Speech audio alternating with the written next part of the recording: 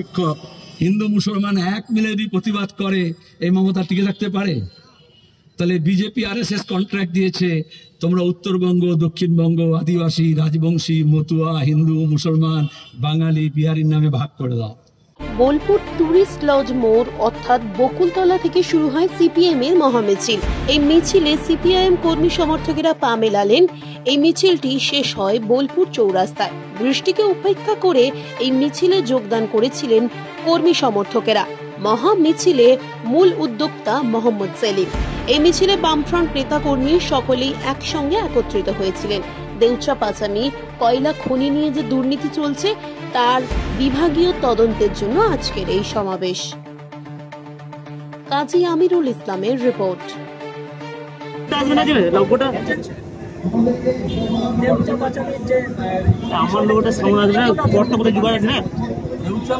একটা বড় স্ক্যাম, খনি নয়।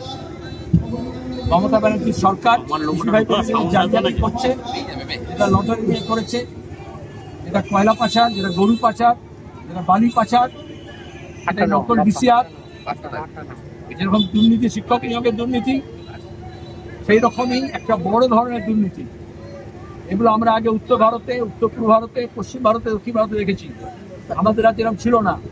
জালিয়াতির কারবার, সেল কোম্পানি করে পাথর ব্যাসাল্ট অপসারণের নাম করে আমরা একটা কোম্পানিকে টেন্ডার দেওয়া হয়েছে, যারা টেন্ডার যে সরকারের যে WTDCL এর যে শর্ত সেটাকে ভেঙে কাজ শুরুর আগেই কোম্পানি মালিকানা হস্তান্তর করেছে। দুর্নীতির প্রথম কথা হচ্ছে টেন্ডারের শর্ত ছিল যে মালিকানা পাল্টানো যাবে না, আর এই মালিকানা পাল্টাতে গিয়ে অভিষেকের সেল কোম্পানি 150 কোটি টাকা দিয়েছে স্টাডি কেমিক্যালসকে। এগুলো সেল কোম্পানি, এমন কোম্পানিকে 150 কোটি টাকা দিয়েছে যার গত বছর কোনো কাজ কারবারই নেই, যার কোনো রেভিনিউ নেই, যার আসল আদর কোনো অফিস আছে কিনা কেউ জানে না। সেই কোম্পানির নাম কেউ শোনেনি, তাকে 150 কোটি টাকা দিল কেন? তাহলে Leaps and Bounds company Camac স্ট্রিটে খুলে এবং প্রত্যেকটা টেন্ডারে যে রাস্তা ধসে পড়ছে, ব্রিজ ভেঙে পড়ছে, দুর্নীতি হচ্ছে, গোটা রাজ্যে সমস্ত টেন্ডার যেরকম কামাক স্ট্রিটে কাটমানি দিয়ে অভিষেকের কোম্পানিকে নজরানা দিয়ে তবে পায়, সেরকম এখানেও তাই হয়েছে। দুই হচ্ছে মমতা ব্যানার্জি মিথ্যে কথা বলেছেন, 1 লক্ষ লোকের কাজ হবে। আচ্ছা, যে কোম্পানিকে দিচ্ছেন তার 7 জনের সবকটা কোম্পানি মিলে যে কনসোর্সিয়াম হয়েছে তাদের কোম্পানি মালিকানার টাকা হচ্ছে 7 কোটি বেশি নয়।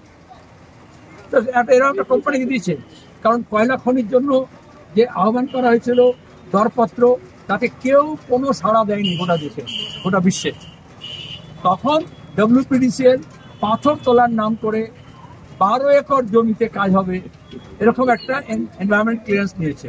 এটা কেন্দ্র সরকারও যুক্ত, কারণ জালিয়াতি হয়েছে এখানে, এখানকার অফিসাররা করেছেন। 12 একর কেন? কারণ 50 একরের বেশি হলে তখন যে এনভায়রনমেন্ট ইম্প্যাক্টের জন্য জনশুনানি করতে হয়, যে শর্তগুলো মানতে হয়, ছোট কারবার হলে করতে হয় না। তাহলে মমতা বলছেন 100 বছরের কয়লা উত্তোলন হবে পাওয়ার প্ল্যান্টের জন্য, সেটা 12 একরের জন্য কেন নেওয়া হলো? এখানে সুপ্রিম কোর্টের রায় আছে। ওরা বলছে PDCL, আমি বলার পরে PDCL বলেছে এটা ধাপে ধাপে এগোবে। আরে ধাপে ধাপে এগোবে তো গোটা প্রজেক্টের জন্য ইম্প্যাক্ট নিতে হয়, ওরা বাইপাস করে করা যায় না। দ্বিতীয় হচ্ছে, যে কোম্পানিকে দেওয়া হয়েছে তাদের খনির কোনো অভিজ্ঞতাই নেই। আসলে বালি পাচার যারা মাফিয়া, তাদের একটা কনসোর্সিয়াম করে বেনামে তাকে সেল কোম্পানি নাম করে দিয়ে তাদের বেআইনি কারবারকে আইনি করার চেষ্টা করা হয়েছে। আর বলা হয়েছে তোমার গিয়ে কাজ হবে, চাকরি হবে, তা মিথ্যে কথা।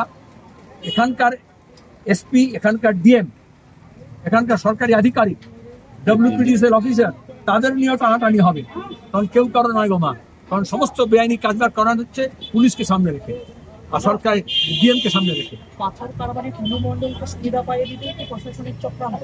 টুলু মন্ডল একটা খুচরো, অভিষেক একটু পাইকারি, এই খুচরো পাইকারি মিলে এক জায়গায় ব্যবসা করার জন্য। ঠিক আছে, IMM জোকাই যে ধর্ষণ হয়েছে সেখানে পুলিশ CCTV ফুটেজ চেয়েছে এবং ঘর সিল করেছে। শিক্ষক হিন্দু মুসলমান এক মিলে যদি প্রতিবাদ করে এই মমতা টিকে থাকতে পারে? তাহলে বিজেপি আরএসএস কন্ট্রাক্ট দিয়েছে, তোমরা উত্তরবঙ্গ, দক্ষিণবঙ্গ, আদিবাসী, রাজবংশী, মতুয়া, হিন্দু, মুসলমান, বাঙালি, বিহারির নামে ভাগ করে দাও। মানুষ যত ভাগ হয়ে যাবে লুটেরাদের তত বেশি রাজত্ব বেড়ে যাবে। তাই একদিকে ভয় আতঙ্ক আর অন্যদিকে হচ্ছে ভাগাভাগি। হ্যাঁ, ভা, একদিকে ভয় আর একদিকে ভা দিয়ে হচ্ছে ভাগাভাগি। তাহলে এই ভবা মিলে তারা এটা করছে, আমাদের রাজ্যে লুটতন্ত্রকে প্রতিষ্ঠা দিয়েছে। এজন্য দেউচা পাচামি নিয়ে বিজেপির কোনো কথা নেই। কেন হবে? খুব বেশি হলে যে কোম্পানি এই জালিয়াতি করছে, শুভেন্দু বলবে, সুকান্ত বলবে আমাকে একটু ভাগ দাও, পরিষ্কার কথা, ভাগ। এই অনুব্রত টিকে আছে কারণ বিজেপিকে ভাগ বসিয়েছে, তবেই জামিনে বেরিয়ে এসছে, পরিষ্কার কথা বলছি। আর মমতা তোয়াজ করছেন, এখন যাস রে বাবা, 26-এ নির্বাচন পার কর। কে বিজেপি, কে তৃণমূল? এমএলএ, এমপি, পঞ্চায়েত বিজেপির নামে জিতেছে, তৃণমূলে গেছে, তৃণমূলের নামে জিতেছে, বিজেপিতে গেছে। তাহলে মানুষকে ভাগ করছে আর নিজেরা লুটের সাম্রাজ্য তৈরি করছে। আমরা এই ভাগাভাগির বিরুদ্ধে বলছি, অন ডিউটি তার মাকে নিয়ে, তার বউকে নিয়ে, তার সম্ভ্রম নিয়ে, তার ইজ্জত নিয়ে তাকে ধর্ষণ কথা বলছে, হাততালি দেবেন না। ওটা তৃণমূলের দালালদের কাজ, মিডিয়ার কাজ, হাততালি মারা। পুলিশের কোন নৈতিক অধিকার আছে পুলিশিং করার? সরকারি আইনে আছে অন ডিউটি কাউকে যদি বাধা দেওয়া হয় কাজের, সরকারি কর্মচারীকে, তাহলে তাকে ধরে গ্রেপ্তার করার কথা। এখানকার এসপি থেকে ডিজি কারোর হিম্মত নেই যে আমাদের মা বোনকে টানছে, অপমান করছে, তার বিরুদ্ধে একটা কথা বলা। মমতা ব্যানার্জি বললেন, পুলিশ বলল, ডিজি বলল তদন্ত হবে। ওটা বলাটা তো স্বাভাবিক, প্রতিদিন তো বলছে, প্রতিদিন তো করছে, কিন্তু ছবি যাতে না ওঠে, রেকর্ডিং যাতে না হয়। মমতা বলেছিল না নরদা কাণ্ডের সময়, ওই যখন মেয়র কলকাতার ধরা পড়ে গেছিল, তোয়ালেতে টাকা মুড়ে নিচ্ছিল, বললেন আজকাল এসব কাজ করতে হলে খেয়াল রাখবি, সাংবাদিকদের কাছে, সাধারণ লোকেদের কাছে, ভিজিটরদের কাছে মোবাইল আছে, ছবি তুলে নেয়। সুতরাং ছবি যাতে না ওঠে। ঘুষ খাওয়াটা খারাপ এটা বলেননি, বকলেন স্যান্ডো গেঞ্জি পরে এরকম করে ছবি তুলেছিস কেন? তাহলে বুঝতে পারছেন। অনেকে বলে এইসব চোর যাচ্চর আছে, দিদিমণি খুব ভালো। আরে দিদিমণি এই চোর সাম্রাজ্যের সম্রাজ্ঞী, মহারানী। তার আমলে, তার ব্যবস্থায় এই দুর্নীতির সাম্রাজ্য তৈরি হয়েছে। নালে শুধু স্কুল সার্ভিস কমিশন, মাদ্রাসা সার্ভিস কমিশন দুর্নীতি করত? তাদের হিম্মত আছে শুধু কয়েকটা অফিসারের? শুধু পার্থ চ্যাটার্জি, শুধু ব্রাত্য? গোটা ক্যাবিনেট, নবান্ন, ক্যামেক স্ট্রিট, কালীঘাট দপ্তর খুলে নিয়ে টাকা তুলেছে। আর তৃণমূলের নিচে থেকে ওপর পর্যন্ত টাকা পাঠায়। আর যখন দেখেন গন্ডগোলায় ওকে খুন করছে, একে বাড়াচ্ছে, দায়িত্ব পাল্টাচ্ছে, আসলে এই 75-25 ভাগের ঠিক মতো টাকা পৌঁছচ্ছে না, তখনই বলে তুমি নয় এ হবে, এ নয় সে হবে। আর মিডিয়াতে খবর দেয় একে বসিয়ে ওকে করা হলো, ওকে বসিয়ে ওকে। আরে অভিষেক ঠিক করে দেয় কোর কমিটিতে কে 75 টাকা দেবে, টাকার মধ্যে 100-র মধ্যে আর কে দেবে না।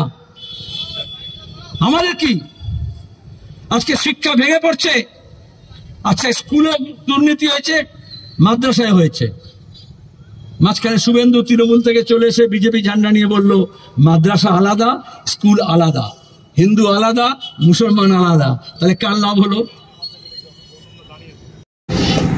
প্রথমে প্রচন্ড গরম, দাবদাহ, তারপরে আবার বৃষ্টি। কিছুক্ষণ মিছিলের জন্য আমরা গরমে ঘামে মিছিল করলাম, এখন সবার সময় আবার মিটিং শুরু হয়ে, বৃষ্টি শুরু হয়ে গেল। ইতিমধ্যে কমরেড গৌতম আপনাদের সামনে বলেছে কি চলছে আমাদের রাজ্যে, আমাদের দেশে, এই বীরভূমে, এই বোলপুরে, এই শান্তিনিকেতনে। আমরা কি এরকমটা চেয়েছিলাম? পরিবর্তনের নাম করে সব একসঙ্গে হুক্কা হুয়ার দল আওয়াজ তুলেছিল আর বলেছিল লাল হটাও, দেশ বাঁচাও। দেশও বাঁচেনি, রাজ্যও বাঁচছে না, এই বীরভূম বাঁচছে না। এমনকি তৃণমূলের ওই ভাঙড়ে যে খুন হলো, সাহিত্যায় যে খুন হলো, মালদায় যে খুন হলো, তৃণমূলের লোকজনও বাঁচছে না। প্রতিদিন খুনোখুনি হচ্ছে। আর বোম বানাতে গিয়ে তৃণমূলের অফিসে, দপ্তরে মানুষ নিহত হচ্ছে, খুন হচ্ছে,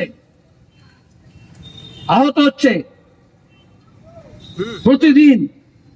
আপনারা দেখেছেন কদিন আগে কালীগঞ্জের বাই ইলেকশনে কিভাবে 9 বছরের বাচ্চা মেয়ে তামান্নাকে খুন করলো তৃণমূলের মস্তানরা। এখানে যাদেরকে নিয়ে মিডিয়া রোজ বুম নিয়ে খবর দেয়, অমুক এই বলেছেন তমুক এই বলেছেন, এইরকম জোচ্চররা, এরকম ধর্ষকরা, এরকম খুনিরা আজকে আমাদের দেশের এবং রাজ্যের রাজনীতিকে কবজা করেছে। আর সেজন্যই সন্ত্রাস, সেজন্যই ভয়ের আতঙ্কের পরিবেশ, যাতে করে কয়েকজন মুষ্টিমেয় মস্তান, গুন্ডা, ধর্ষক, চোর, জোচ্চর আর কিছু উর্দিধারী পুলিশ দালাল তাদেরকে নিয়ে যাতে লুটের রাজত্ব হয়। চাকরি লুট হচ্ছে, স্কুল মাদ্রাসাগুলো খাসা করছে, যাদের শিক্ষক হওয়ার রাস্তায় বসে আছেন। আর পিসি ভাইপো মিলে কোম্পানি খুলেছিল, লাখ লাখ টাকা সাবার করেছে। অযোগ্যদের চাকরি নিলাম করার জন্য তৃণমূল যেমন চিট ফান্ড এজেন্সি খুলেছিল, সব এজেন্সি খুলেছিল,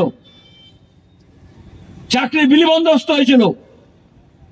শুধু শিক্ষক নয়, পুলিশ, ফায়ার ব্রিগেড, কোঅপারেটিভ, কৃষি দপ্তর, বন দপ্তর, পুরসভা, পঞ্চায়েত 2011 পর থেকে যত নিয়োগ হয়েছে এই রকম দুর্নীতি হয়েছে। একদিকে কেন্দ্র এবং রাজ্য সরকার কোনো চাকরি দিচ্ছে না, bank, post office, rail, police কোথাও নিয়োগের কিছু বিজ্ঞাপন পাচ্ছেন, তরুণ প্রজন্মের হাতে কোনো কাজ নেই। সবচেয়ে বেশি বেকারি আজকে আমাদের দেশে, কোনোদিন এত বেকারি ছিল না।